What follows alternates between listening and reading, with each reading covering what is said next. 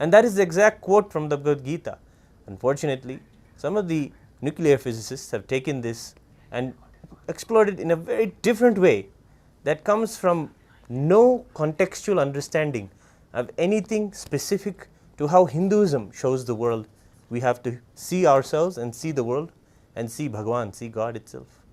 Today we'll be exploring why it is so important to know the Bhagavad Gita, to read it and to enrich with it, and of course, let us celebrate all of this by doing the Guru Vak given to us by our beloved Swamiji to share the Bhagavad Gita with the world. Welcome to the Nithyananda Rudra show. I am Sri Nithyananda. We'll begin with the Sadguru Vandanam. Nithyanandam Paramasukhadam Kevalam Jnanamurtim Dvandvatitam Gagana Sadrisham Tattvamasya Dilaksham Ekam Nityam Vimalamachalam Sarvadhi Sakshibhutam Bhavatitam Driguna Sadgurum Tam Namami.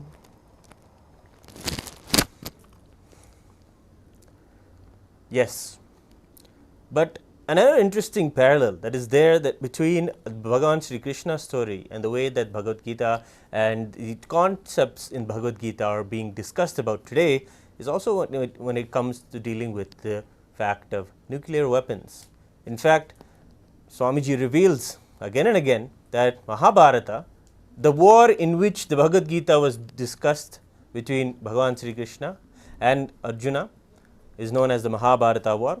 Swamiji shares that that is the first world war that happened in the whole world, and that war, in that war, there was the technology to use nuclear weapons, and there was the ability for people to do tremendous amounts of destruction of the Bhumandala, of the earth itself.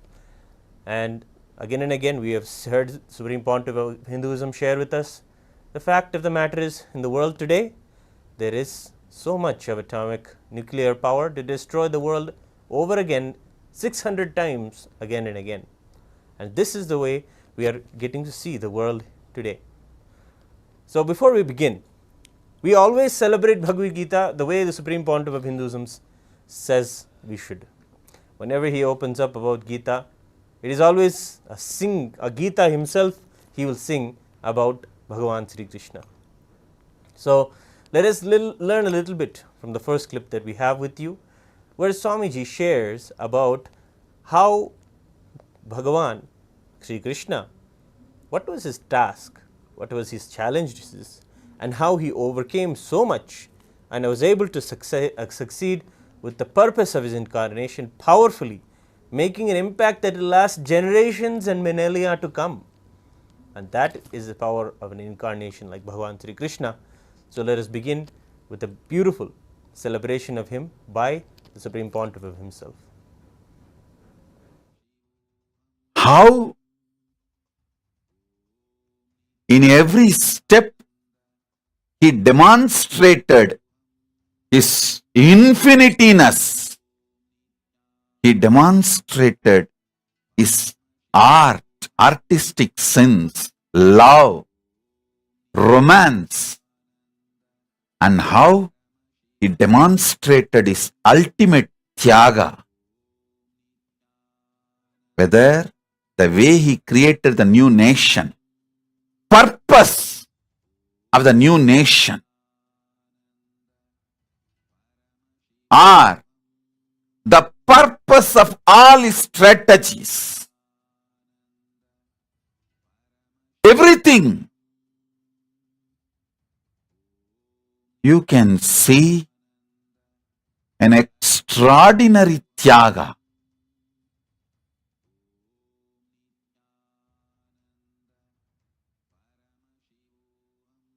You can see his love for Srishti, his love for the humanity, his love for the whole Srishti, not just humanity.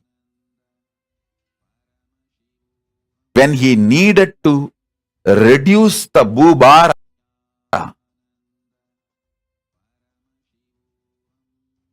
the load on the planet Earth, to save the Srishti, Srishti, he has to sacrifice certain type of human. Understand? The time of the Krishna, too many stupid fellows were having the nuke in their hand, nukes in their hand, nuclear bombs in their hands. It's like in YouTube, how to make nuclear bomb. The whole technology is put and the whole thing is made open source.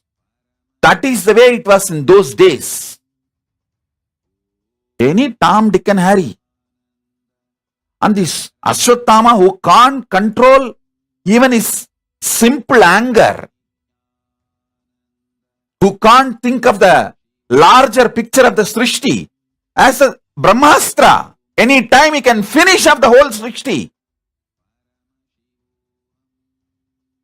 Too many people were having too many destructive weapons. Like presently now, all the countries have enough weapons to destroy the whole planet Earth 600 times. Not once or twice. All the nuclear weapons, all the countries have piled up now, can destroy planet Earth 600 times. It can wipe off humanity on the planet Earth 600 times. Exactly the situation was same at the time of Krishna. So first thing he has to do, he has to destroy all those weapons and the people who are absolutely demonic, and even if you destroy their weapons, they will get the powers back if they are allowed to live. Those kind of people, they themselves should be finished. Need at the time to save the Srishti. If the Srishti has to continue, if the world has to continue, Krishna has to do this job. I think he is the first incarnation who came down to do the dirty job and got all the blames, but did the tyaga, knowing at some time of the humanity, someone will realize my tyaga. Maybe when I appreciate, but people will understand that guy who abused him 100 times. Some of you, if you remember his name, Shishubala, yes. Just because Krishna gave a commitment to Shishubala's mother, 100 abuses I will tolerate. He just abused him in the public court 100 times. Only then he took his Sudarshana Chakra. What a integrity to his words.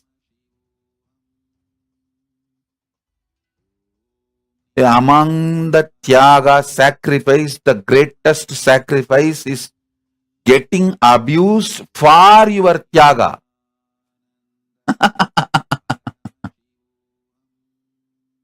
Whether he played with Gopikas or his so-called 16,000 wives in Dwaraka, it was all absolute Tyaga.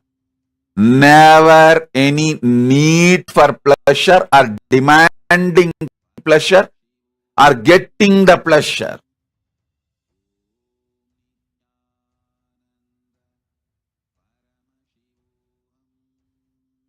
And being abused and accused for, and then just seeing the larger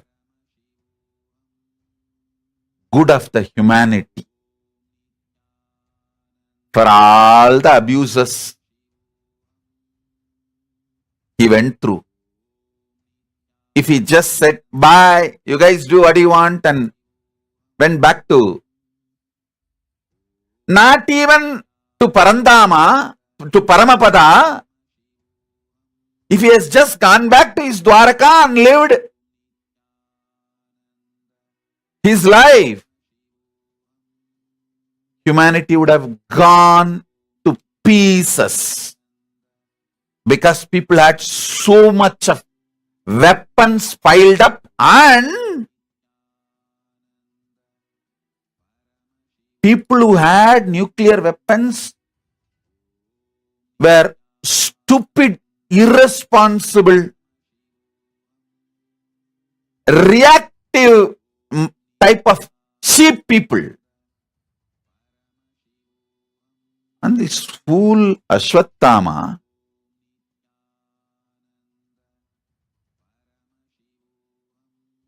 he just uses the Brahmastra out of his temper, not even a logically analyzed anger. Temper.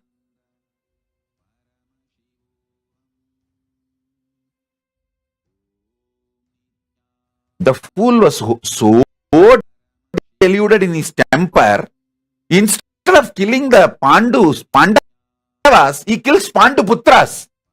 He doesn't even know whom he is killing, and he is killing.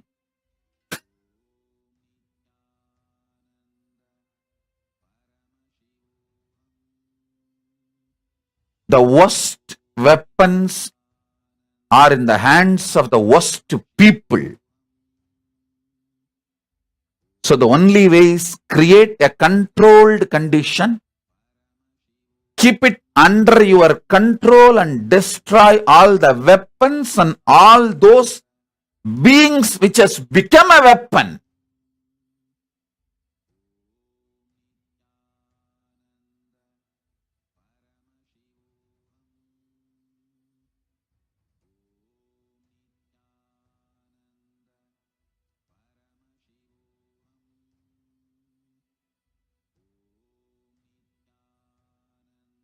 What a tyaga. What a strategy. What a manifestation of infinity.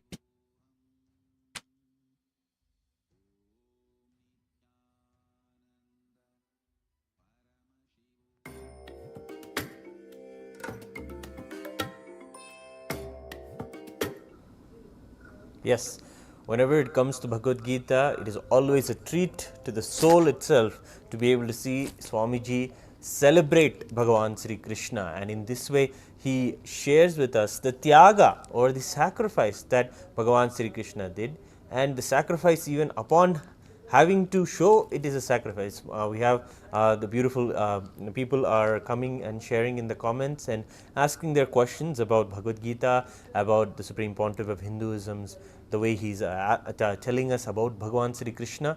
So, Nithyanandam, welcome all of you to the beautiful Vakyartha Sadas. We can go on having and encouraging more and more people who are watching us to join us in the discussion that is happening in the comments, and get to know more if you have any questions about Bhagavad Gita and how we should address the whole issue also about Bhagavad Gita that is being talked about around the world, specifically where a movie was made where the line, it's a biopic known as the Oppenheimer story, and in that a line was told that quoting Bhagavad Gita, the main character quotes saying, "I am death, the destroyer of worlds."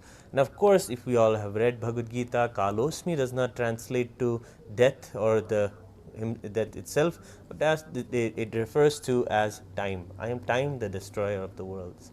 And this is in the 15th chapter. Everything has to be given, of course, with the context. And this is something that we need to understand as Hindus, as responsible Hindus in the world. If something is not something that may appear on the outside as negative or not so pro-Hindu, we may not immediately jump on it.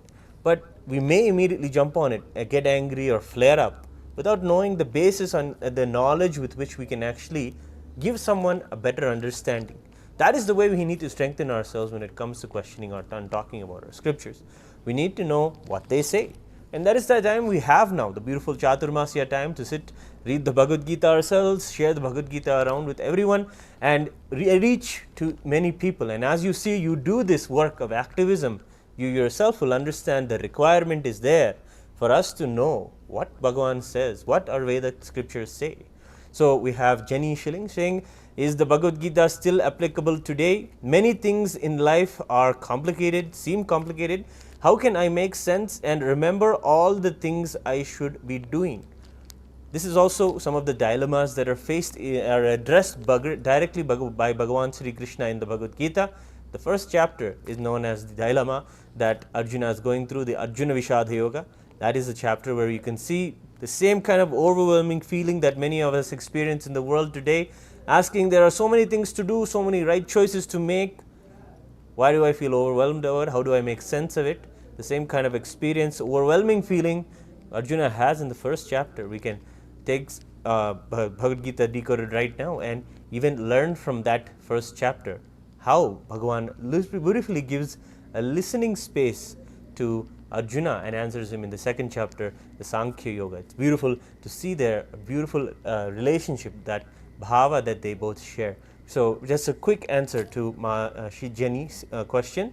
Then we have David Hollenberry, Nithyanandam, welcome. How is Bhagavad Gita different from other books? I mean, if you read the Bhagavad Gita decoded itself, the first few introductory chapters talk about the magnificence of Bhagavad Gita as being something that is absolutely timeless. There is no time limit on this teaching can only go up till this date. After this date, you cannot use this teaching. Such a concept doesn't exist, because everything said in Bhagavad Gita is absolutely relevant today, absolutely so powerfully can be applied today. And the way we can even understand it today is if it is nicely decoded by an incarnation. It is only when it comes from this very space of Parabrahma Krishna. That is why authenticity, when it comes to the context of understanding authenticity, which is going to be a big discussion amongst all of us Hindus, is when it comes to the whole world talking about Hinduism, how are we going to make sure that we are understanding it correctly and we are able to share it correctly? Because, for example, the wrong way that it is interpreted even now in the films that we see now is that it is even interpreted as justifying lots of violence and lots of world destruction, which is not true at all. As we can see, the example that Swamiji is sharing in Krishna himself, trying so much to not have the world get destroyed. Shrishti is the word that Swamiji described as the world. If Ashwatthama had the anger to use the Brahmastra, which is the world destroying weapon, he could have annihilated the entire earth and the Bhumandala itself, which is something that Bhagavan himself is addressing and trying to control, and that is the purpose of his incarnation. And then we have Shri Jnanapriyananda, Jnanamaya Priya, Shri Krishna always having all the best, pours gratitude out. Yes, just like how Swamiji has gratitude, we also have the gratitude towards Bhagavan Krishna. Just we have to see the devotion that Swamiji has to Bhagavan. You can just reflect in that and see and really enjoy that. And yourself, you can understand about the way you can yourself connect with Bhagavan Sri Krishna through the way that Swamiji as an incarnation celebrates him. And then we have DRK Dragon 28, Nithyanandam. What does telepathy look like in Vedic texts and modern day? I think the telepathy also is described even in the ability to see from a distance and see what other people are saying. Of course, it requires a tremendous amount of knowledge and involvement in other people's lives. If we are alone by ourselves and not an observer of our own selves, it will be very difficult to also observe the world around us.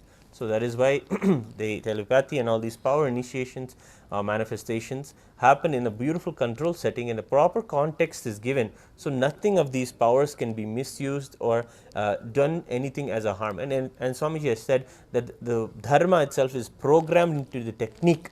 Unless you have that dharmic component, unless you are healed of your inner violence, it won't even manifest. And part of healing from that also, the manifestation of telepathy and all these powerful abilities that are there in the Vedic texts that are expressed by different incarnations and also different beings in the Vedic texts are also possible by all of us. And we have James Beckham, Nithyanandam. Why would Krishnas have so many wives if it will make others think it's for pleasure?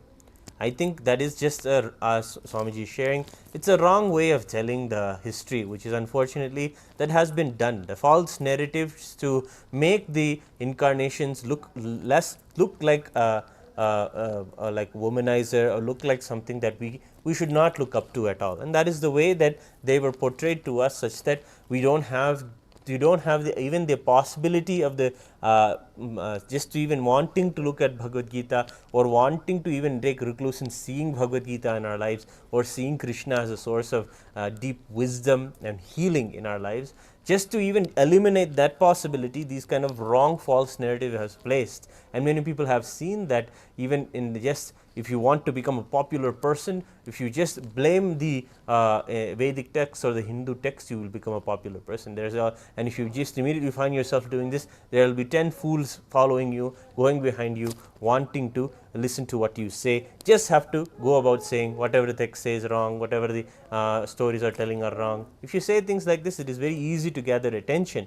But if you are going out and giving people a solution, and giving them a solution for their problems that they're facing, giving them opportunities to heal themselves and have life transformation, not that much attention comes for that. But we have seen in the Supreme Pontiff of Hinduism's creation of KAILASA that that is possible, and that is possible to do in a very alarming way. And we have more comments. So why, of course, that's the wrong history told, but the true history of why Krishna has this large number of consorts is that he actually had the story goes that he had to rescue a particular kingdom where the tyrant of a king had kidnapped 16,000 daughters from many other kingdoms and many other kings. And in this way, Krishna had to give them a new life. Of course, they won't be they will be looked upon down in society as if they had to come back. They didn't have any other option. So Krishna said, then you all can be having the title of Krishna Patni. Literally, he raised their possibility, not just in the societal understanding, took care of how they will be seen, but also from the consciousness point of view of being the wife of an incarnation himself. So that is the Tyaga. And of course, so as Swamiji shares, since that time till now, people will blame and people will say things like Krishna had many wives, why is he like that, why he didn't eat, that means he would have had so much of pleasure. That is all wrong. Swamiji clearly shares that Bhagavan is the ultimate Tyagi. There is nothing that he needed from outside at all.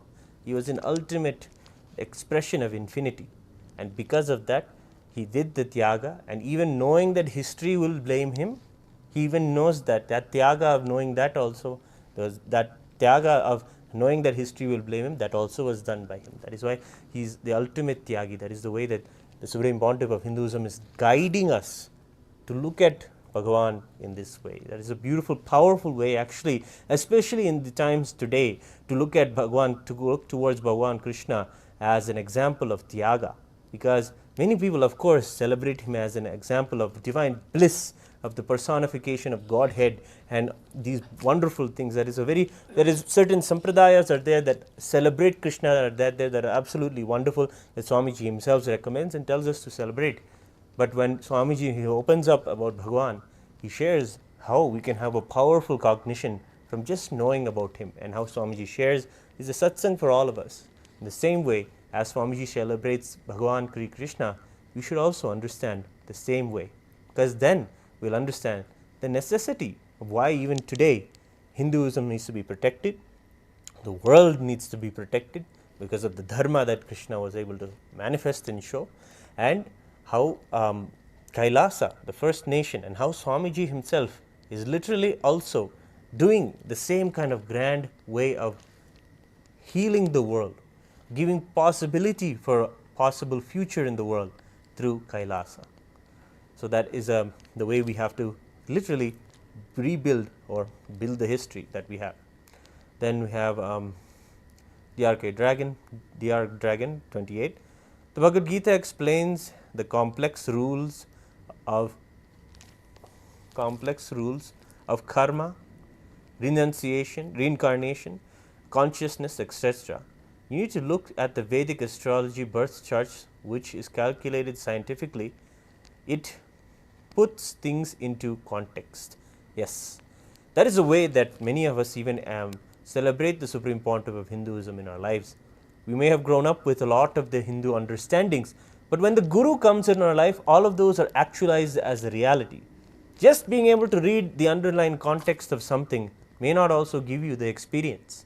It is only the blessing of the Guru, the blessing and initiation of Swamiji in our lives, that gives us this as an experience in our lives, such that when he celebrates Parabrahma Krishna as the reliever of pain, or the one who destroys the evil, or whatever way he is describing as his experience, that is simply mapped into us as a reality, not as an intellectual understanding. But yes, the context and meaning is important to not just read, but also have an experience about it. And that is why after every chapter, when you see and read the Bhagavad Gita decoded, every chapter has a meditation process and a powerful initiation at the end, where you yourself can put yourself through it and have a powerful, not just cognition, but a transforming experience.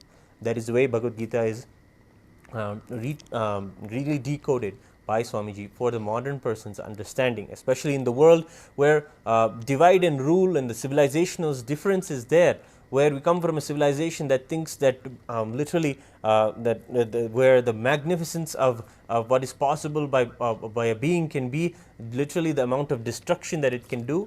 That is the magnificence. That is a part of the world. Ideologies think like that.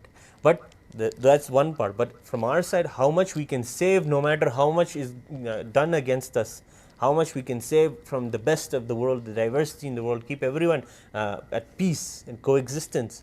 That is the magnificence that is there in Hinduism and the Hindu kings and the Hindu civilizations.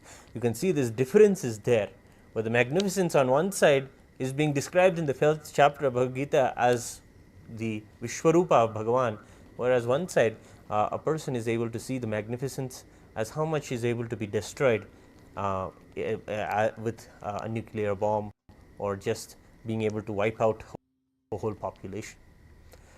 And there is a difference you can see in how we even cognize what is power, ability to do this destruction, or ability to save this, all of this best of the world at the most worst times of adversity. That is even how Swamiji shares Bhagavan Sri Krishna was able to do it in the battlefield of Mahabharata. Then we have the more comments. Siri Tantuma, I tried applying Krishna's way of life, but it seems really difficult. What should I do? Krishna's way of life, beautifully, if it is decoded by a living enlightened incarnation and given to you, that is the best way to learn it. Of course, there's many chapters in the Bhagavad Gita. If you pertain to being a person who needs to go about doing the work in their life, Karma Yoga chapter 3 is there. If you want to know how you are extraordinarily a multi-dimensional consciousness, the 6th chapter, Sannyasa Yoga, is there. You can really dive into different parts and understand the Krishna's way. It is not even Krishna's way, it is the way that the whole Vedas, in fact, the whole Vedagamas, our essence is there capsulated in the 3 scriptures known as Bhagavad Gita, Brahma Sutras, and the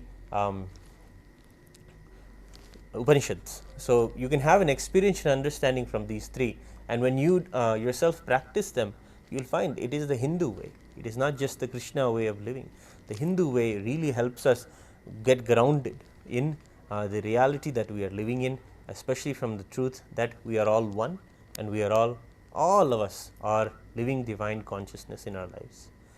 And Jnanamaya Priyananda is responding to Dr. Yash Rathi. He's saying, Nithyanam, thank you for coming and contributing. Yes, Nithyanamaya, thank you for coming. Do share your comments on the ongoing discussion. Balarama is the brother of Krishna, of course, adopted half brother of Krishna. That is one person named India is asking a question, I think. And then Salud Dinero Nithyanandam. Hello, would you be good enough to answer me if the Gita confirms what the quantic fisca se. I hope I can have a translation. I think Shinyanamay Priya, if you're understanding what he's saying, I can also help him also understand if he has a doubt. And then Jnanamay Priya also sharing that if Bhagavad Gita being the base history book for education, this world is transformed. Of course, that's a very good idea, and I think that we should be able to, especially how Swamiji is telling us right now, to share the book to as many people as possible, and that is the really way you can make so many people understand cognition. This work is already given to us. I think if we just share the book, let more and more people know that this such a context exists, such a way that you can cognize Bhagavan in the world today, for the world today. There is no other book there that is doing such a beautiful contribution to our Vedic knowledge than the Bhagavad Gita decode. So with that, we'll take another clip by the Supreme Pontiff of Hinduism, where he shares more about Bhagavan Sri Krishna and just the magnificence of him. So let us see another clip. Paramashiva's direct message from KAILASA on this auspicious Krishna Janmashtami. Krishna is the ultimate artistic manifestation of the infinity's tyaga. Listen, Krishna is the ultimate manifestation of the art. Artistic.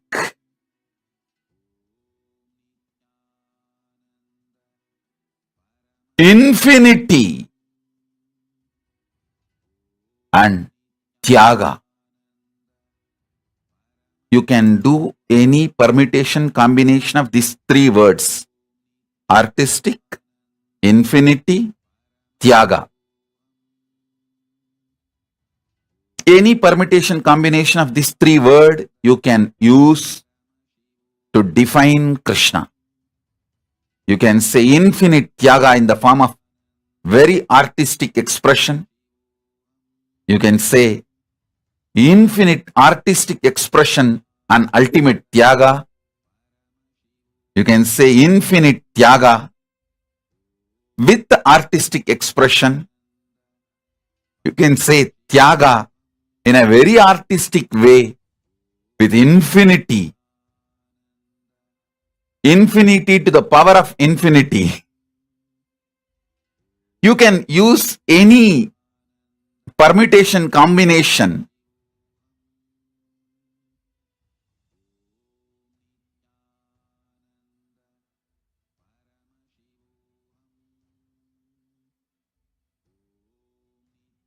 of these three words: infinity, ultimate, tyaga.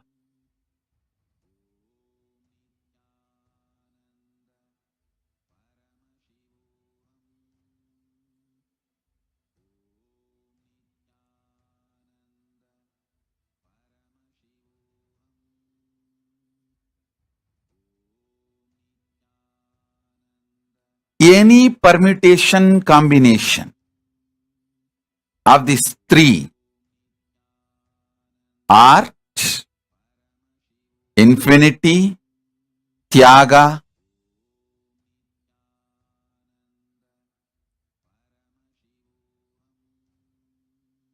you can use these three words in any permutation combination to present Krishna. But of course, no words can describe him. He is Parandama, the ultimate. But to understand his Kalyana Gunas, Ananta Kalyana Gunas, the Vibhudis of him, we can use any of these words. So understand,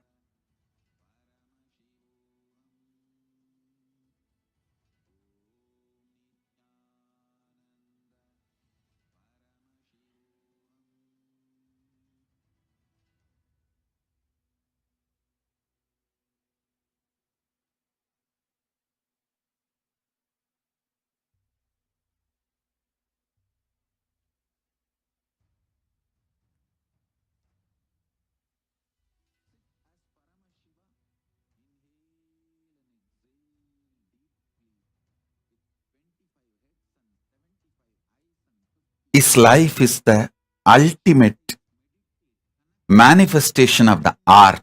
Everything he has done, even the most cruel strategies, how he finished Karna, how he eliminated Bhishma, how he finished Drona, even those most cruel strategies were so artistic. You will see a deep love, compassion, even romance in his most cruel strategies.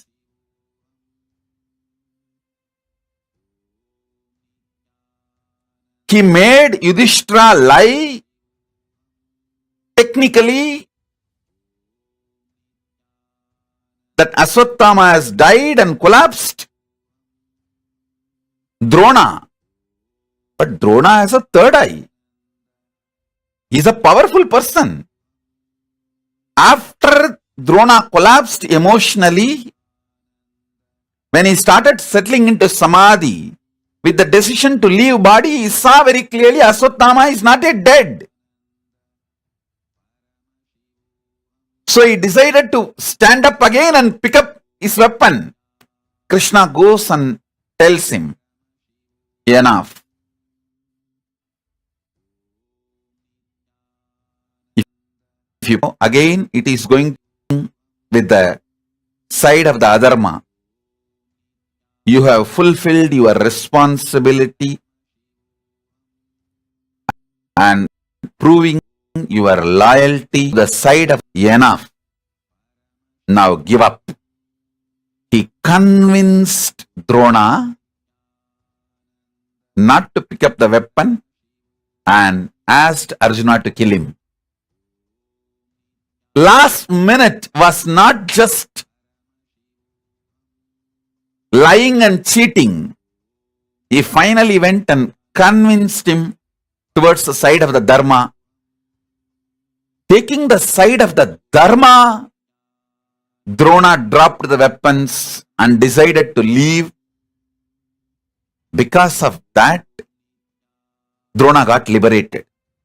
Krishna gave him enlightenment, Parandama. Same way Bhishma.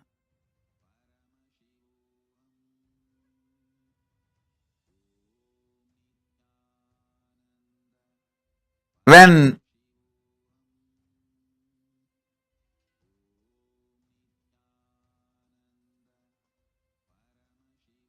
Bhishma was made to fall, collapse, when the Shikandi was brought and made to stand in the front, it's not that Bhishma does not know the strategy. Krishna convinces Bhishma, hey, it is time. You have done, you have repaid what need to be done to the Hastinapura's throne by waging a war with all your strength. Either you drop weapons or I will pick up weapons. Actually, Krishna picked up a wheel of a chariot, which is neither weapon, and you can't say it is not weapon. Krishna has vowed he will not pick up a weapon in the war. But Yudhishthira knows, even as a Narasimha, he did not pick up any weapon to kill Hiranya, because the Hiranyakashipu has a boon. He cannot be killed by any weapons.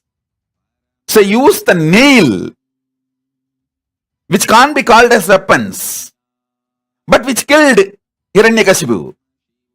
Same way, Bhishma knows if Krishna decides, he will find something. Without violating his vow, he will not pick a weapon, he knows how to pick up something.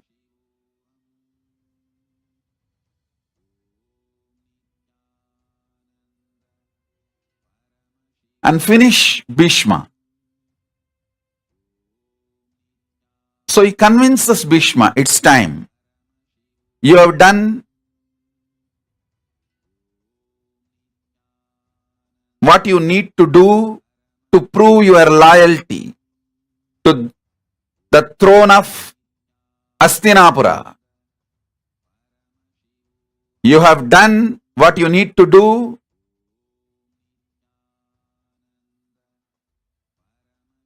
to prove your affiliation to the throne of Hastinapura.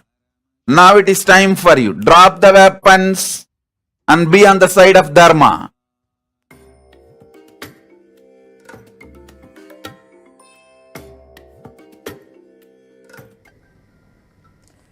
Yes, Nithyanandam, beautifully, the Supreme Pontiff of Hinduism shares more about Bhagavan Sri Krishna and how we should look at his tyaga, his dimension of how he was able to put all of himself towards making the best happen from every person in the Mahabharata, and that is what we know as Krishna in our lives. And I think Jay Nishaling is also sharing something about my mood changes a lot. Swamiji said Krishna did cruel things. Absolutely not. Where did I don't think this is a correct quote at all. Where would Swamiji is sharing beautifully in the satsang here that Krishna did the most things that needed to be done to be able to save the world, to save dharma. Absolutely nothing in any way to save the eternal dharma did he do anything in a cruelty. So that is absolutely a wrong quote of what Swamiji said. And how do I know what is even to do? I think the dharma, the way that Swamiji describes dharma is not to do unto yourself and unto others that which would cause pain if done unto others. If this is something that would be defined as pain, then don't do it to yourself and don't do it to others. This is the dharma that we need to follow. And of course, a beautiful conversation is happening about quantum physics in how it is mapped in Vedas.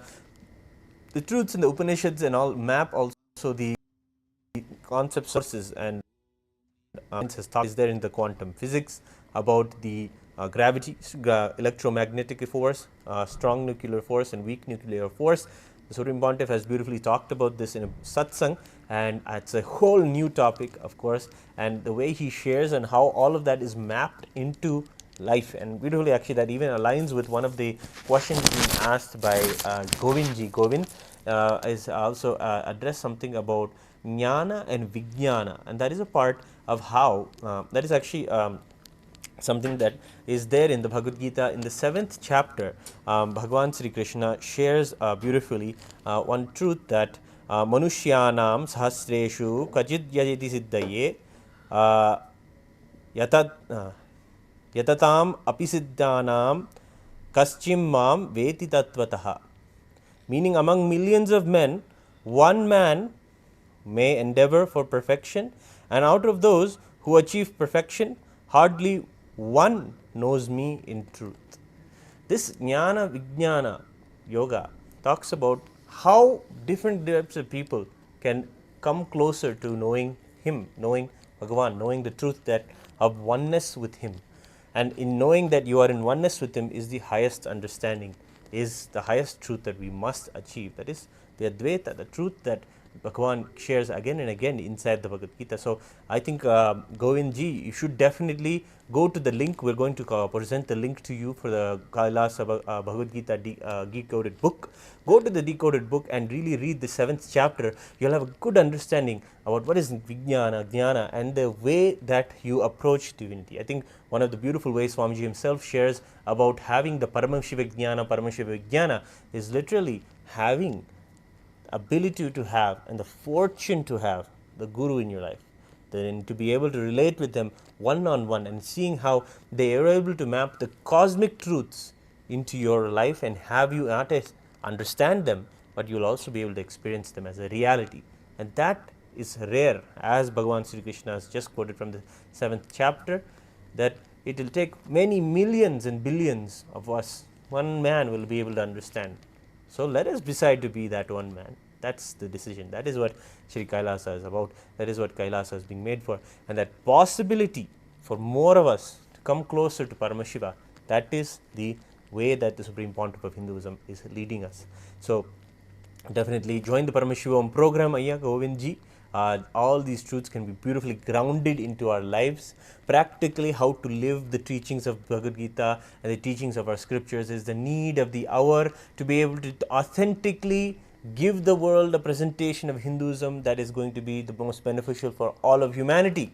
That is why Swamiji shares that for the sake of humanity, Hinduism needs to be preserved, and it needs to be followed and lived, not kept in the museum, but kept in our coffee tables and in our discussions and shared amongst us.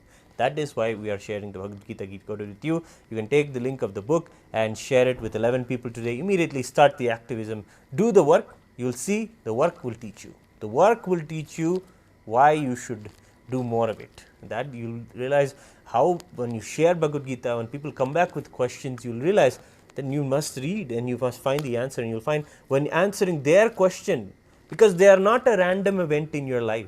Absolutely, it is Paramashiva himself coming and asking.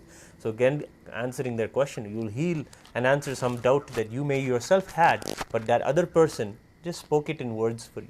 So that is a beautiful way you can see the sadhas or the vakyartha sadhas going on just in your day-to-day life itself. So then another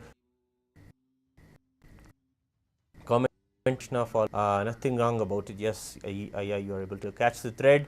Now when it's coming about how Swamiji is addressing Krishna, he never did anything cruel, absolutely nothing.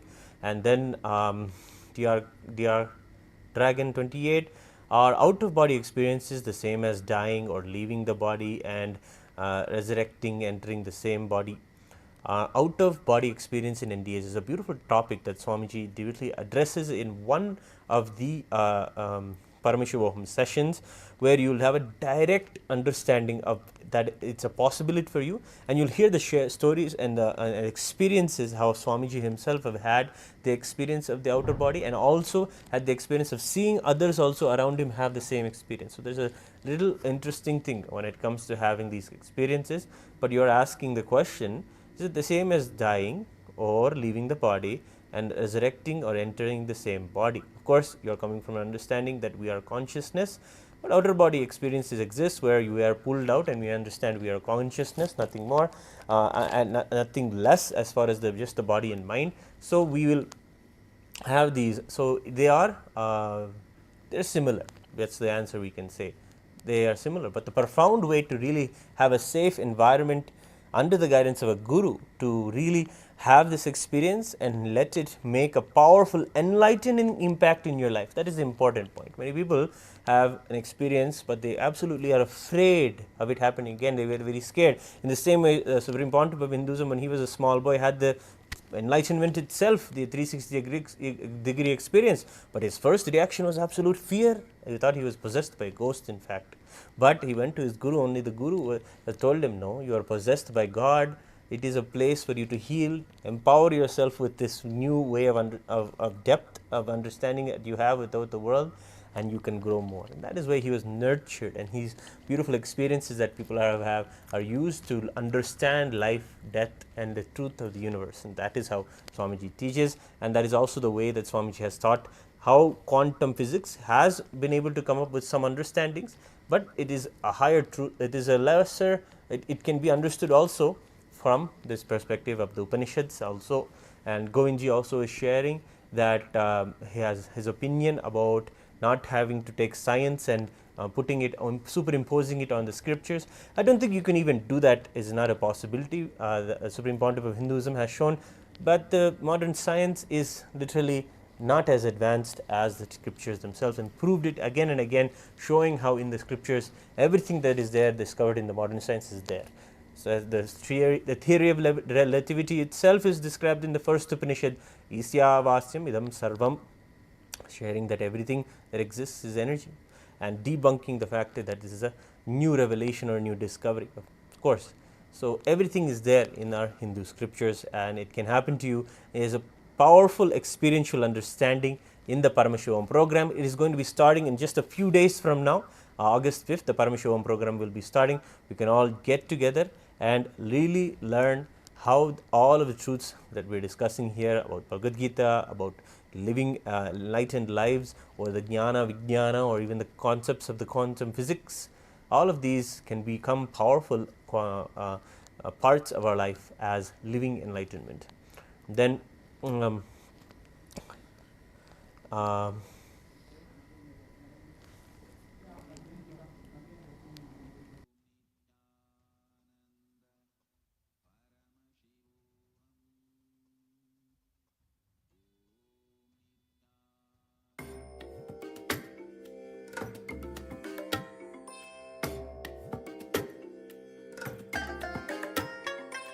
I bless you all.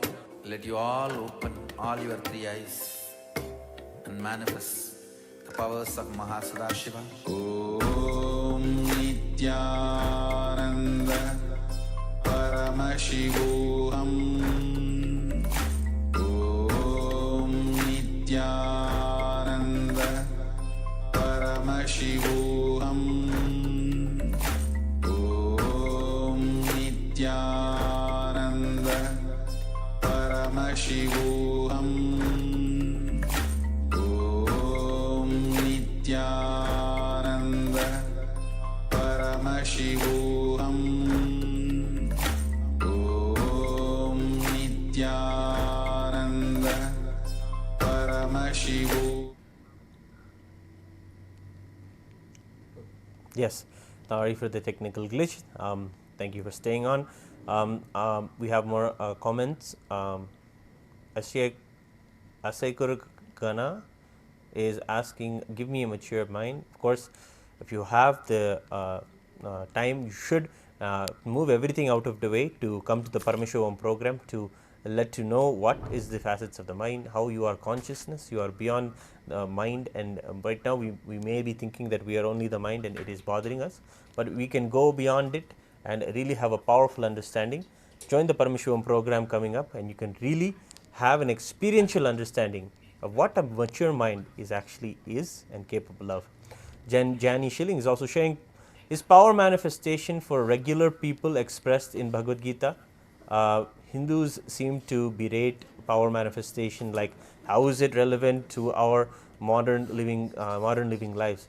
If you find Hindus saying that they are berating power manifestation and asking questions that how is it relevant in our modern society, encourage them to practice Hinduism, to practice the truths, because they may not exactly be practicing it, rather just being critics. The real way to really differentiate between those who are actually genuine and maybe criminally negligent is to know that they find the truth in Hinduism as the highest priority. And of course, their interest and their seeking should further them to really see how power manifestation is really mapped into the world today. Of course, modern society is absolutely changing in the world today. AI is literally going to take over all the mundane jobs. What it is are we going to focus on? What is the definition of modern living itself is changing in the world. And Swamiji is beautifully sharing power manifestation is the future. That is where we have to work on. That is where we need to move towards. Modern society and modern living is changing. And those who want to get on the boat of power manifestation and manifesting Paramashiva in their life will have a beautiful advantage in the future. This is the promise that Swamiji is telling. And of course, we've seen again and again whatever he has said 10 years ago is exactly what is happening now. 10 years ago, he shared with us that all revolutionaries will become the most corrupt people in the world.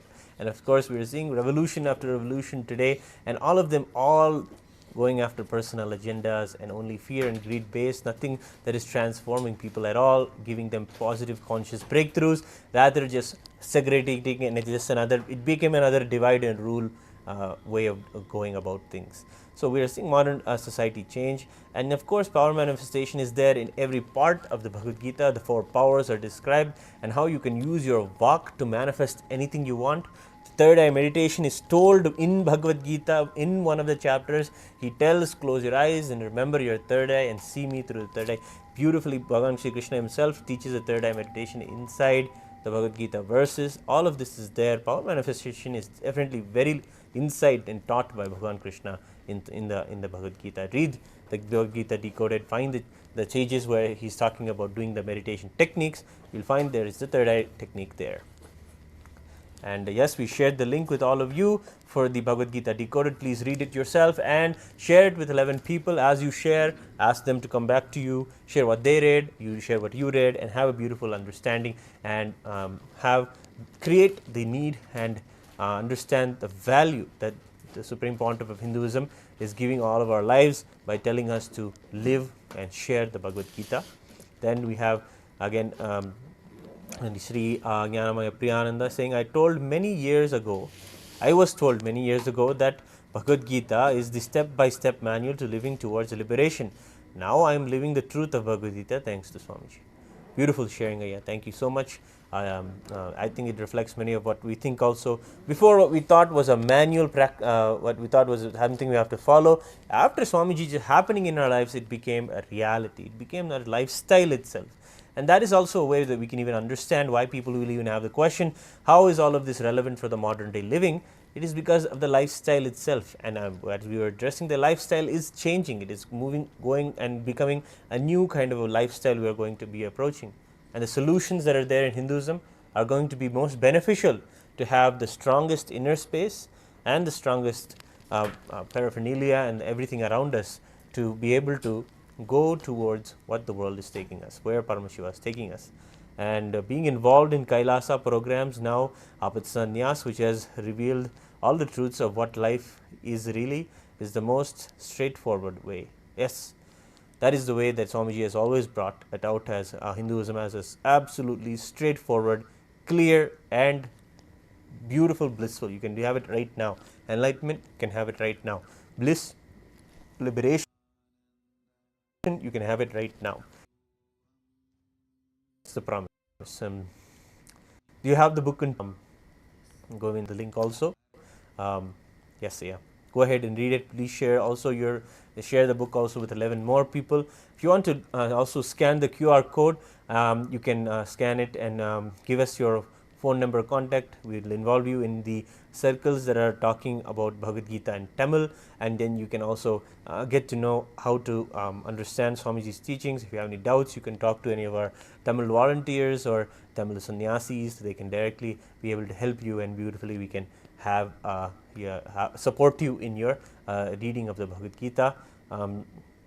DRK Dragon 28, in Kali Yuga, all the laws of nature acting to bring more spiritual people in the world filled corruption. Yes, that is the way that Swamiji is said we are going to now move from Kali Yuga and transitioning into the Nitya Yuga, the Yuga of the age of enlightenment, the age of living absolutely enlightened and living for as per dharma, and of course eliminating all negativity and corruption. And it is just in our very decisions. And if you see, the first lesson that is taught in the Paramashivam program is integrity. If you just live by the integrity, the words you tell yourself and your words you tell others, corruption cannot be even comprehended inside such your brain. You will be transformed to know that integrity is where we have been lacking in our lives. If we apply and live more integrated way to ourselves, we will be more happy. We will know the true definition of love and what is to give love and what is to receive love. All of these redefinitions will really happen in the Paramashivam program. The first lessons itself is integrity. So we will be learning that also in the Paramashivam program. So again, inviting you all. Finally, we have one last clip for you, all of you. A beautiful, one of the first talks that Swamiji talked in the Malibu temple in Southern California in the United States, amongst a group of Hindus that have been made, that were very successful in the United States, gathered together and sat with Swamiji for 18 days, I think, and discussed the Bhagavad Gita's beautiful topics. Swamiji is, as a young man, just under the age of 30, at that age itself, gave the highest truths of Vedantic wisdom, of Vedagamic wisdom to an audience of successful Hindus. So, let us take a look at this clip, and we will be able to have the concluding understandings from today's discussion. Before entering, I bow down to the system which is created by the rishis, which has made the whole spiritual science into reality, the community system which kept our scriptures alive, the spiritual science alive. In the modern days, it has become fashion abusing our community system or abusing the social system created by rishis. It has become fashion bashing our Vedic system or abusing our Vedic system has become a fashion, especially in South India. Abusing the Vedic system and abusing the Swamis is a fashion. If you want to show you are an educated man or you are a big person, just abuse our Vedic system. You can immediately gain popularity. There will be at least 10 fools around you to listen what you speak. It's a very easy, cheap way of becoming popular. We have started condemning. Not only we have not understood, and we have started disrespecting the great system created by our ancient masters. Before entering into the system, I just wanted to say a few words. Just because of our rishis, just because of that system, still our spiritual culture is alive. Our country is alive. The other day I was reading Paramashivananda's autobiography. That's a beautiful reference. Abraham prays to God, Genesis. Oh God, he requests God not to destroy a particular piece of land. God says, if I find 10 good people in that land, I will not destroy that land. He tells them, if I find 10 good people, I will not destroy, just for the 10's sake. Really, after reading that statement, I understood why still India is alive. Why still India is alive? The greatest miracle of God is still India alive. Still India is alive is the greatest miracle of God because of these 10 people. No other culture survived, lived for such a long time. See, all the cultures which was created after Indian culture, Babylonian culture, Rome, Greece. See, all these cultures, they all know how to fight, how to build big cities, and professional way, they know how to protect themselves. Great warriors, but they were not able to survive. Today only we see their relics. The culture itself is not alive. It is not there. Indian culture, Indian system, at least 10,000 years of recorded history we have. At least 10,000 years of recorded history. There's a beautiful book written by Swami Prakashananda Saraswati. There's a book title, Comprehensive History of Religion and Indian Culture. India's history, it gives in a beautiful way. According to him, it's at least trillions of years. We can be sure of one thing, at least 10,000 years of recorded history we have. no other country is invaded. No other country is invaded so much like India. India is invaded practically by every culture, every country. There is nobody who has not invaded Indian soil. No country invaded by India. India has never invaded any country. It never went out to destroy, to fight, to catch, and no other boundary, but still alive just because of this community system. And the next thing, and a very important thing, when we read about all these things, cannot creating community. Man as such is social animal. He will create some form of community. It is not that West don't have community system. In other countries also community system is there, but based on money. Based on money. When I went to Brazil, I was giving a discourse in Petrobras, that company. One guy got up and asked, how do you justify the community system of India? The high caste people, they look the low class people very in a disrespect way. How do you justify this? Of course, there are one or two mistakes, or we also did something, we missed the spirit and started following the letter.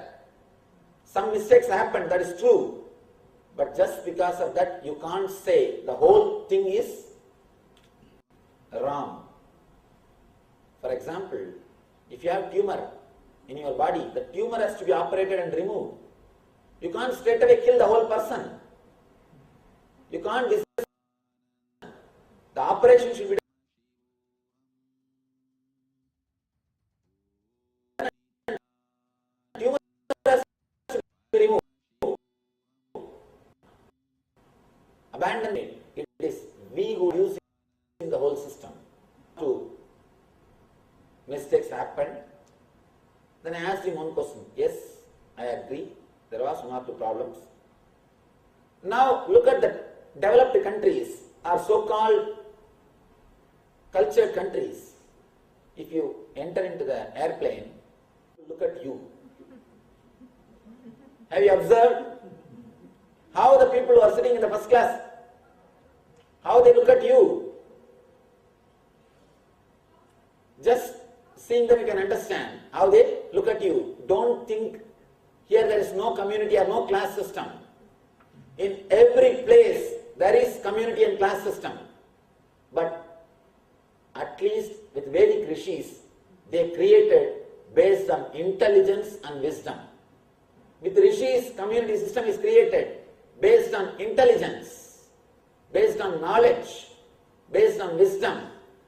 In other cultures, the community system is created based on money, based on power.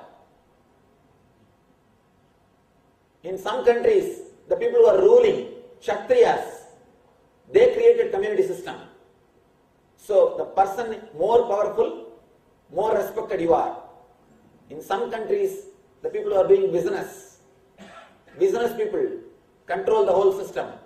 There, more you have money, more you are respected. India is the only country. The whole system is created by the people who respected intelligence and wisdom. Who respected intelligence. The whole thing is done based on intelligence, based on wisdom. So, that is why in India, the more person carries the wisdom, more is respected. More is spiritual, more is respect.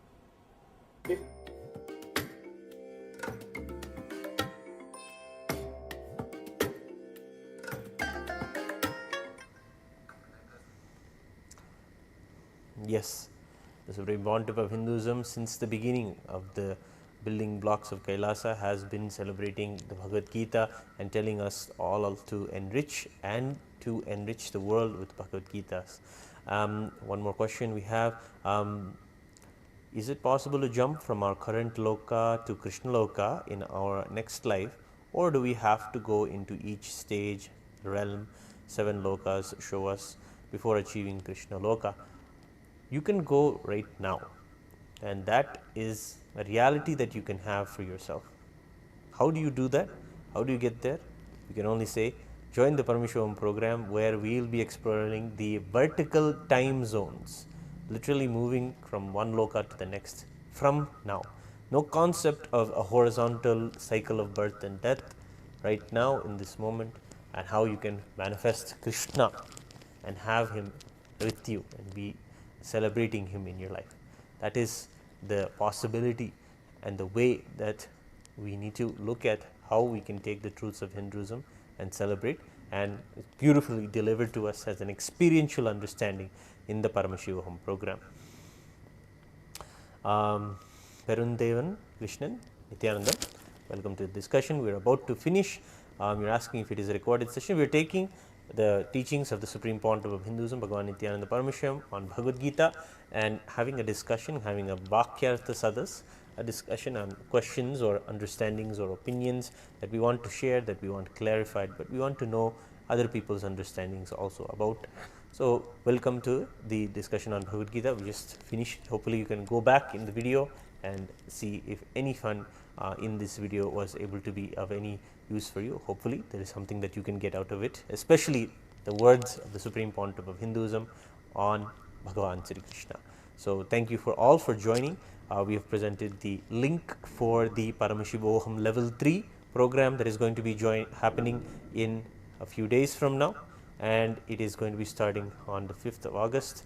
And yes, Siddharth Tarunduru Nithyanandam, welcome. And just presenting the Paramashivam program for everyone. Please take the opportunity, make the time to have the Paramashivam experience as a reality in your life. It is something that is unique to the way that that Hinduism is being revived. It is about making Hinduism living right now, practical, day to day. It is not about discussing or learning the scriptures only. It is about living it moment to moment, time to time, and having it as an experiential understanding in our life. So, we can, I think we're having some issues. Definitely we'll look into the issues, but please go ahead, go to the events section in kailasa.org and register for the Paramashivam program. We will fix the issues, and thank you for sharing your feedback. We will get back and fix the issues for the event site landing page. Thank you all for joining us, and hope to see you again for another discussion on Bhagavad Gita, and hope to see you all actually in the Paramashivoham program. Thank you. We'll end with the Purna Mantra. Om Purnamadav Purnamidam Purnat Purnamudachyate Purnasya Purnamadaya Purnamevavasishyate. Om Shanti Shanti Shanti. Hari Om Tat Sat. Sarvam Bhagavat Sri Nithyananda Paramashiva Padukarpanamastu. Om Nithyanandam.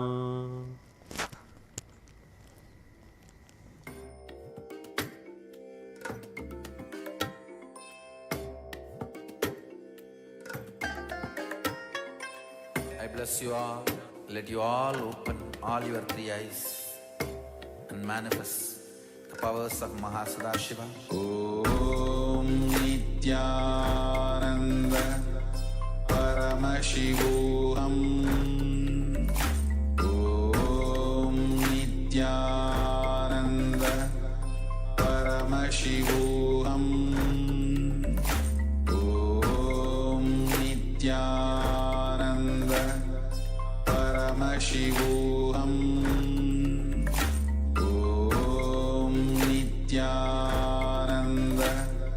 Paramashivam. Om Nithyananda Paramashivam.